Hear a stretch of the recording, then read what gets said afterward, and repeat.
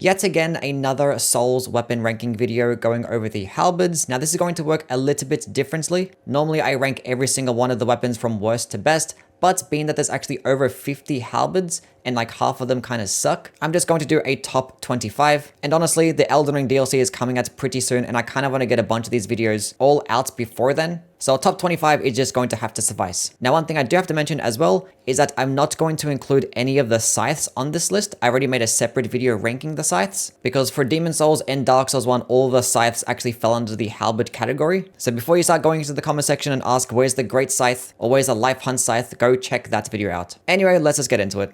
Now, starting off the list at number 25, we have the Black Knight Halberd from Dark Souls 2. Now, Halberds in this game are kind of hit and miss. They can do amazing damage. They get some of the highest poise damage. The counter damage isn't too high, really good range, but their major drawback is going to be the fact that they get sweet spot damage, which in this game is not that good. If you just do not hit with the blade, you're doing literally less than half the amount of damage. And obviously that damage is not going to be good. Now, these are still going to be better than what the scythes are because the blade is actually somewhat larger. So the sweet spot's going to be larger and you do get better movesets. So it actually is a lot easier to try and hit with that sweet spot. So as long as your positioning and your spacing is correct, these could be very deadly weapons. But as for the Black Knight Halberd though, this one is going to differ from the other Black Knight Halberds across the other games because this one actually does get split fire damage and actually have a fire scaling. Meaning that if you actually go into a fire-based infusion and pair it alongside flame weapon, you actually can get a decent amount of damage out of this thing. Now the reason why I'm not going to put it higher onto the list is because there are going to be other Halberds in the game, even with a fire infusion, that can just out damage this thing. But this one actually is going to be a pretty decent early game alternative because it still gets pretty decent poise damage, counter damage, basically gets the exact same moveset as all of the other Halberds, but unfortunately it still doesn't really get that forgiving of a requirements because it does actually have a 26 dexterity requirement. So it can be a pretty decent weapon, but it is still mediocre.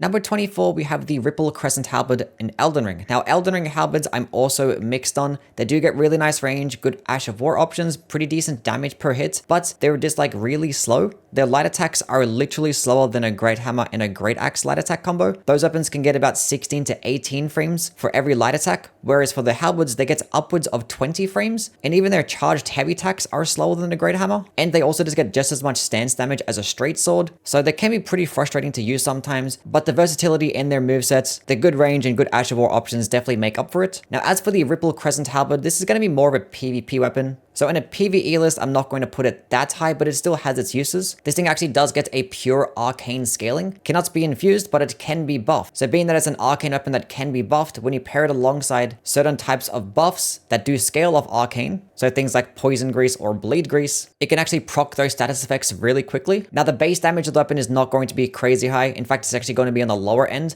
but the fact that you do have like a pure arcane scaling weapon that can be buffed is really great for synergy because it can pair nicely along things like the Dragon Communion Seal and all those arcane spells. But typically, if you do want a blade-based polearm weapon, there are going to be better options out there. Number 23, the Blue Knight Halberd. Now, this weapon doesn't do anything too crazy. It just gets really nice damage, doesn't get that high of requirements, doesn't weigh that much, gets the same counter damage and poise damage as most of the other Halberds. But the main reason it's going to be in the top 25 is because it pairs very nicely with elemental infusions. Typically, with an elemental infusion, you'll take a very big hit to physical damage. But with this weapon, with every single infusion, you only really lose like 5 to 10 AR of that physical damage, meaning that basically every infusion is just either free damage or a free status effect. And combined with the fact that it doesn't really get that high of a requirement and you can get it very early on in the game, it can make for a very useful weapon. Number 22, we have the Giant Halberd from Dark Souls 1. Now, this is actually going to be the heaviest halberd in the game, but it actually does get some of the most range and some of the highest base damage with a unique heavy attack. Now, the total overall damage isn't going to be that high because its scalings are not that good. It only gets a descaling in strength and dexterity, but the trade-off being is that it gets pretty high base damage. Basically gets split even physical and lightning damage at around 200 each, and it does only require Twinkling Tinets, and by the time that you actually can get this into the game, you can easily get a maxed out weapon. So with the weapon that actually gets really good base damage but not as good scalings, you could actually pair it alongside a build that doesn't really spec into much strength or dexterity. But the thing is with the Giant Halberd, it does get a 36 strength requirement, so you are going to have to spec into at least a little bit of that. But the main reason it's going to be in the top 25 is because of its heavy attack. It gets a really solid poke that does come out relatively quick and actually lunge very far. And obviously thrusting damage in this game is amazing. Counterattack damage is really high, especially when paired alongside the Leo Ring. And you can just constantly spam this over and over again, and it could make for a pretty funny build. But if you did want to go with like a charged heavy attack poking build, there are going to be other weapons out there that can just do it better. And if you did want a halberd, there are going to be other ones that are lighter and can do more damage. Number 21, the Vulgar Militiasaur from Elden Ring. Now this is going to be your lone bleed-based halberd in this game, and bleed is one of the best status effects to have. Enemies get melted really quickly, and with halberds, you can actually pair this alongside certain weapon skills like Stormcaller, Spinning Strikes, Spinning Slash, and these things can absolutely decimate enemies when put into an Occult Infusion or paired alongside Blood Flame Blade. Now for me, the major downside of the Vulgar Militiasaur is that its damage isn't going to be that high, so if you actually did want to go with a bleed-based polearm weapon, using the Grave Scythe is just going to be a better option, because you can also use things like Spinning Strikes and Stormcaller, just get a better moveset and just get more damage. And it also does get slashing damage, which is just better to have than standard damage. And the Grave Scythe actually does have more range, but that is not to say that the Vulgar Militiasaur is going to be useless, because if you don't like the Scythe moveset, this one might be better to have. And also there are some Ashavor options that can only be equipped onto halberds that you can't equip onto these scythes. For instance, some of your poking attack ones like Impaling Thrust or Repeating Thrust, you can't equip these things onto the scythes, so this weapon actually can have some more versatility. Number 20, the Dark Souls 3 Lucerne. Now, Dark Souls 3 halberds, I find them very similar to how I find the Elden Ring halberds. They get some nice range, they get good damage per hit, really good weapon art options, but they can be on the slower side, so they can really lack in DPS. Now, the annoying thing about all the halberds in this game is that they're all very similar. Like, most of the ones that can be infused, like the regular halberd, Lucerne, Wings Knight halberd, Red Hilted halberd, the Glaive, all of these things get very similar damage. And I mean like within 10 AR. Like with most infusions, at any level, like these things perform very similar in terms of damage. The major differences will be their weapon skills or maybe their damage type, and sometimes a slightly different moveset, because most of these things actually do have the same moveset too. Now, the Lucerne does have some nice value to it because it does do thrusting damage, and it does get this spinning sweep weapon art, which I think this is the best weapon art to have on a halberd. It can stun lock smaller enemies, it's not that expensive, and it actually does have a quicker animation. And the fact that it's thrusting damage means you can pair it alongside the Lea Ring and output some really good damage. Now, unfortunately for the Lucerne, it is not the only one that actually does get thrusting damage, because the Halberd and the Red Hilted Halberd also do get it with its light attack combo, because it is going to be a bunch of poking attacks, which do come out faster, and these weapons do get higher base damage too. But the weapon arts of these weapons I don't really like as much as Spin Sweep, so that's really the main reason as to why the Lucerne still makes it onto the list. Number 19, the Commander Standard from Elden Ring. Now, this is going to be the longest halberd in the entire game. It does actually get the poking attack moveset, which I kind of just like better because these light attacks do come out a few frames faster than like the regular downward slams and horizontal attacks that the other halberds get. Now, I still wouldn't really ever use this as a primary based option, because the Banished Knight halberd basically does the exact same thing but just better. Gets the exact same poking attack moveset. It's a lot lighter, less requirements. You get way more damage, you can infuse and buff it, and the range isn't even that much less. But the Commander Standard is going to have its use because its unique skill Rallying Standard is one of the best aura buffs in the entire game. It just boosts your damage and damage negation by 20%, which is more than Golden Vow. But the downside is that it only lasts 30 seconds. So if you did want to maximize your damage and damage negation, this is going to be the best buff to use, but it is going to be somewhat inconvenient to keep switching back and forth between weapons just to use it as a buff. Number 18, the Dark Souls 3 Halberd. Now, as I mentioned with the Lucerne, this is going to be another halberd that does get thrusting damage, but it's going to get poking attacks instead of the downward slam and horizontal swipe combo, which the poking attack moveset is just going to be faster. And being that both of these weapons do get very similar damage, it's just going to result in higher DPS. Now, yes, the Lucerne spin sweep weapon art I do prefer over the charge that the halberd weapon art does get. Charge isn't too bad by any means. It still can perform nicely against these smaller enemies, but it does consume a decent amount of stamina, and you can get stuck in a longer animation. And something like Spin Sweep is just going to be cheaper too. But in a game where R1 spamming is just going to be the best option, I might as well just go with a better R1 spamming weapon, which the Halberd is.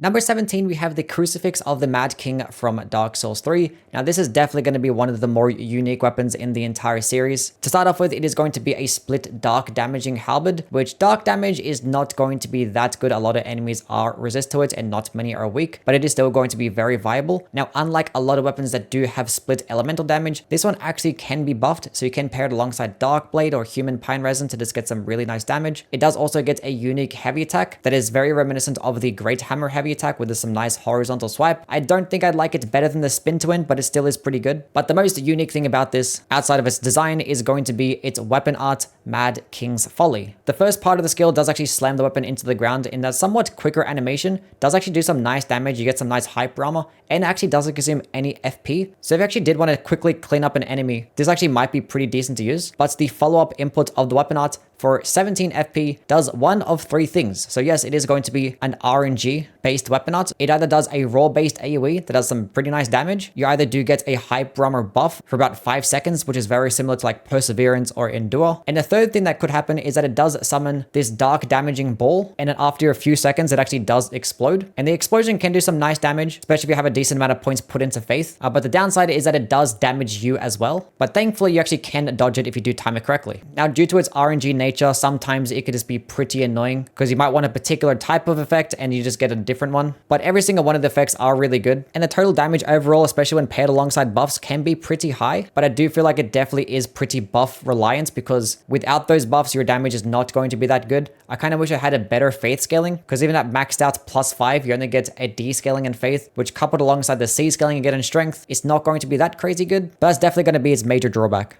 Number 16, we have the regular Dark Souls 1 Halberd. Now, this is honestly going to be one of the better weapons in the entire game, because as I mentioned in the best weapon class in every single game video, the Dark Souls 1 Halberds are just going to be incredible. They get really good range, good movesets, insane damage, good stagger potential, and the speeds of the movesets are kind of just as fast as they are in Dark Souls 3 and Elden Ring, but Dark Souls 1 is just a slower paced game, so it's just going to be really good. I don't know why they didn't really care to improve the speeds of the Halberd movesets in the later games, like they did with the other weapon classes. But yeah, for Dark Souls 1, they're just really good. You can pick this up at the very beginning of the game, you can carry it from start to finish. You actually can pick up a crystal infused Halberd and Analondo, which definitely saves you from having to go farm a bunch of different materials. Now, the way I'm talking about it, it should be higher on the list, but there are other Halberds in this game that just can do more damage. Now, the moveset of this Halberd is going to be different than the other Halberds because it actually does get the poking attacks compared to the downward slams, which in this game isn't really faster than like the downward slams that you get with the regular Halberds. Now, you might think that the thrusting damage that it gets is going to be better than like the standard damage that the other ones get, but even the other Halberds, they also do get the thrusting damage on the downward slams.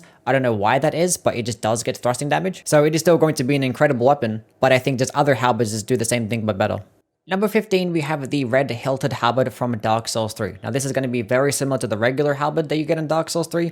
The only differences being is that it actually does get a bit more damage, and it does have a different weapon arts because all the movesets are basically the exact same. The range is basically identical, but the difference in the weapon art is going to be Perseverance, meaning that it's actually going to give you a bunch of poise to where you actually can tank a whole bunch of attacks and just continuously trade out, which I do like more than the charge weapon arts that you do get with the regular halberd, because in this game, R1 spam is just going to be king. So you're better off just using the weapon arts that just boost your R1 spamming potential, which Perseverance is just going to be a really good pairing. You can tank so many attacks with this thing, and you can just constantly R1 spam over and over again and be there doing thrusting damage, you're doing that counterattack damage, throw on the Leo ring, and you can trade out a whole bunch. And the good thing about halberds in Dark Souls 3 is that basically every single one does get a spin to win with its heavy attack. So those poking attacks are kind of hard to land against certain types of enemies that are maybe like really quick or really skinny. Then just using the heavy attack or the fully charged spin to win is also going to be really good. It's still not going to get the highest amount of DPS, but the fact that you can do really good damage at a nice distance is going to be where the value is at.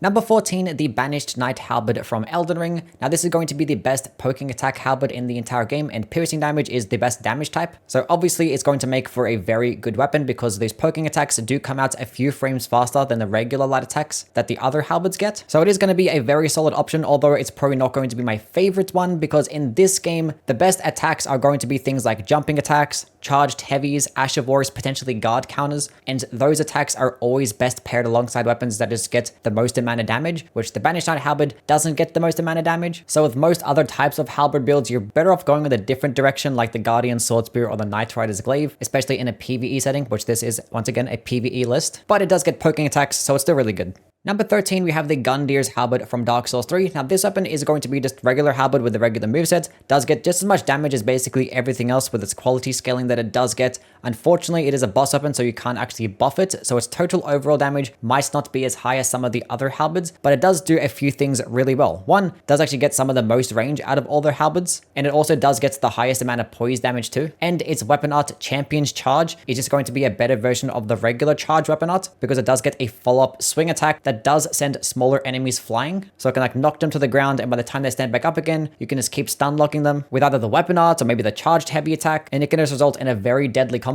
And also the entire combo only does consume 30 FP, which is actually not going to be as much as some of the other weapon arts in this game. But if you were just looking for a weapon that did just maximize damage and DPS, there are going to be other things that can do it better for lower requirements and a lighter weight too. Number 12, the Scion's Halberd from Dark Souls 2. Now, this is not necessarily going to get some of the most damage. In fact, it actually gets some of the worst damage out of all the halberds, but there are going to be a few things of which it does do well, and the main one being its moveset. It just gets the best halberd moveset in the game, in my opinion, or specifically with the light attacks, because the first initial light attack is going to be a poke, and the follow-up actually does do the downward halberd slam attack. Then you just constantly go back and forth between the poke and the slam. Now, the reason as to why this is good is because poking attacks typically just do come out faster than this regular swiping attacks, which this is definitely true for the Scion's Halberd. And as I mentioned before, this sweet spot mechanic can be very frustrating because if you just miss with the blade, you're doing a lot less damage. But if you're doing a poking attack, you're basically like never going to miss the sweet spot. So basically you can just always do that maximum damage, do it at a nice distance, and do it pretty quickly. And being that you're doing these thrusting damage, you can pair it alongside the Leo ring to make it do even more damage. And this weapon actually is somewhat on the lighter side, only weighing in at 12 units. Does also get the same counter damage and poise damage as the rest of the halberds. It can have a somewhat of a higher requirement at 25 dexterity, but it does scale really well with dexterity. So speccing into a lot of that stat actually can make it do a decent amount of damage. But yeah, if you were having a problem with trying to hit with a sweet spot with these halberds, I think the Scion's Halberd might be your best option. Number 11, the Roaring Halberd from Dark Souls 2. Now, this is going to be one of the best, if not the best, dark weapon or hex weapon to use, because it just can output a lot of damage and get a really good dark scaling. When you do have it dark infused, it does get a B scaling. The weapon also does get pretty decent range for its class, and when paired alongside dark weapon buff, this thing can just output ridiculous amounts of damage and it can just destroy everything. The only downside I could say is that it can be on the heavier side at 16 units, but like a lot of other halberds are also just as heavy. And if you compare it to some other types of good dark options like the Crypt Black Sword, this one is going to be a lot lighter and also get a lot less requirements. But overall, this is probably not going to get as much damage as some of the other halberds that you'll see on this list, but not much in this game is going to be better with a dark infusion than this one.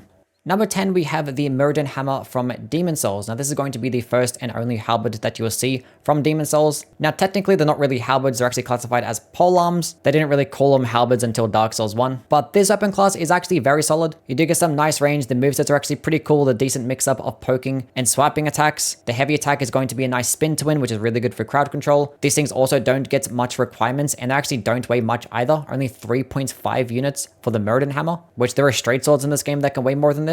Now, it's probably not going to be one of the better options for like DPS or stagger potential, but these are very good. Now, for the Mirrodin Hammer in particular, this basically gets the exact same damage as all of the other polearms. They kind of just all get very similar scalings, range, and base damage. The only differences being will be like their damage types, of which the Mirrodin Hammer does get blunt damage, which is just going to be one of the better damage types to have, especially when compared to like standard or thrust, because a lot of like armored enemies are weaker to this damage type. So if you do want to maximize this damage type, just going into our regular standard infusion is going to be really good, although it is really popular to pair it alongside blessed infusion because it does actually get an A scaling in faith, and the magic damage and boosted health regen can be pretty good.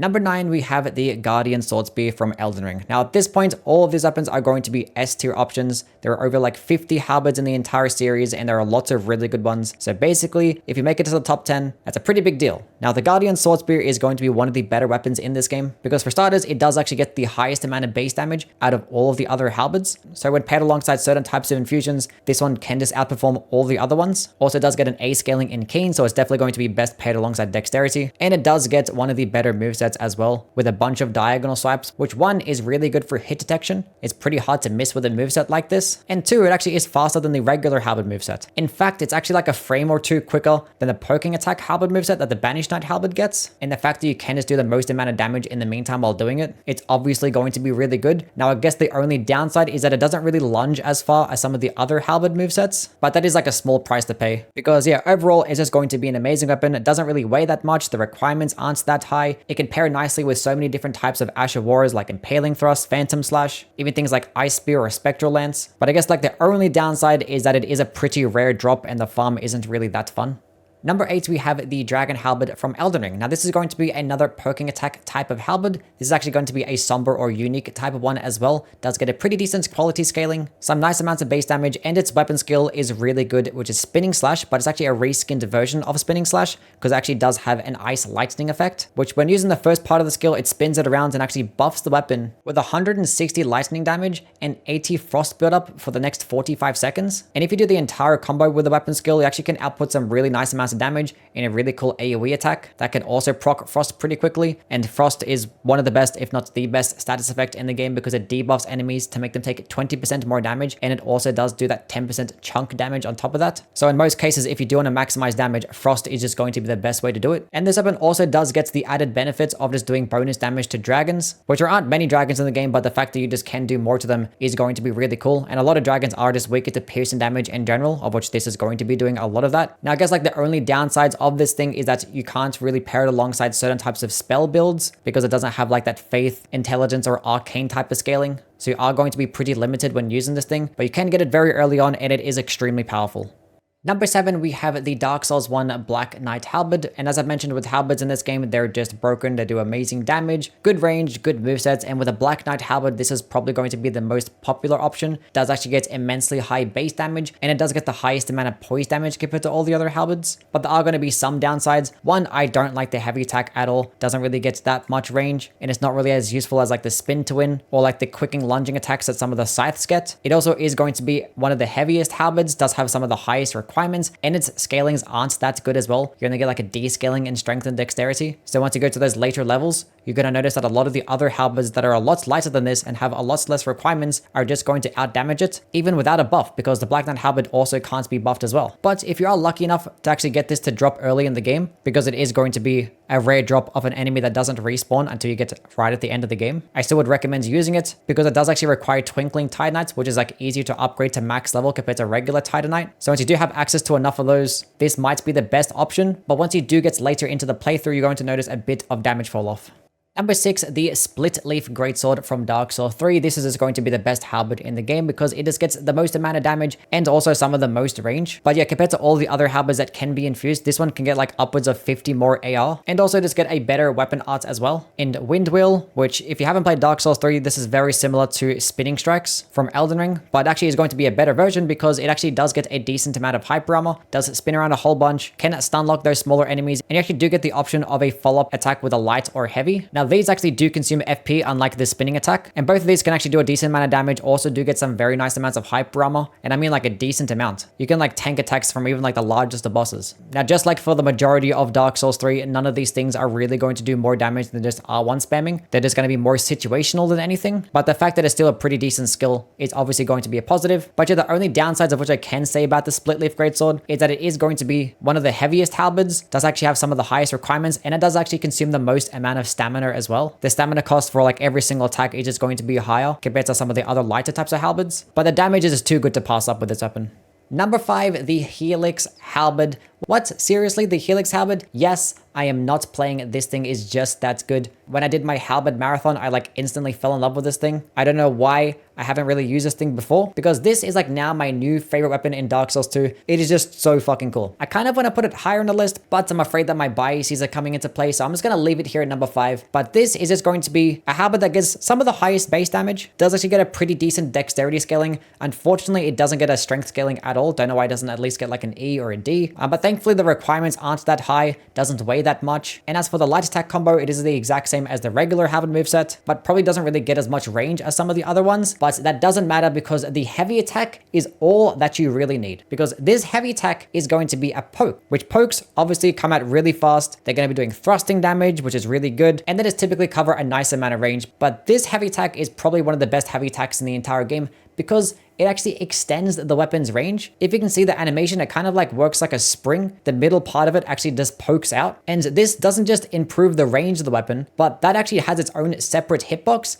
meaning that you can actually hit with the weapon twice. Now that poking attack doesn't actually do as much damage as the main weapon, obviously, but it kind of acts like its own weapon. So you actually can pair it alongside certain types of buffs that can boost the damage of both things separately. So if you equip something like the Flynn's Ring, the Old Lear Ring, all of these things can actually boost the AR of the main weapon and the additional spear. And these things boost your damage by so much to the point where it literally feels like you're doing twice as much damage if you just hit with that sweet spot of the weapon. And it just absolutely just decimates enemies, as you can see in the gameplay. You just keep spamming the heavy attack and everything just gets destroyed. And being that this is actually a lighter weapon, the stamina cost is not that high, so you honestly can just keep spamming it over and over again. And it's a heavy attack, so it's going to be doing really good damage, really good poise damage because it is getting 35 poise damage because it is a halberd. Let's not forget that. And it's just doing this really quick spear heavy attack. So the existence of this weapon kind of just makes almost every single spear in the game just useless because it just does so much more damage and all of those things. But speaking of spears, this thing actually can be power stance with them. It actually cannot be power stance with other halberds, but it actually can be power stance with itself. And when you actually have it in a power stance combo, even the light attacks actually do that extended pole attack. So you can literally power stance light attack spam and actually also do that bonus damage. Or you can just go ahead and use a power stance heavy and then stun lock enemies that way and also benefit off the really good damage. Me personally, I just like to keep it two-handed because it consumes a lot less stamina. It's easier to use. You don't have to spec into much strength as well. But yeah, this thing is just so fucking cool.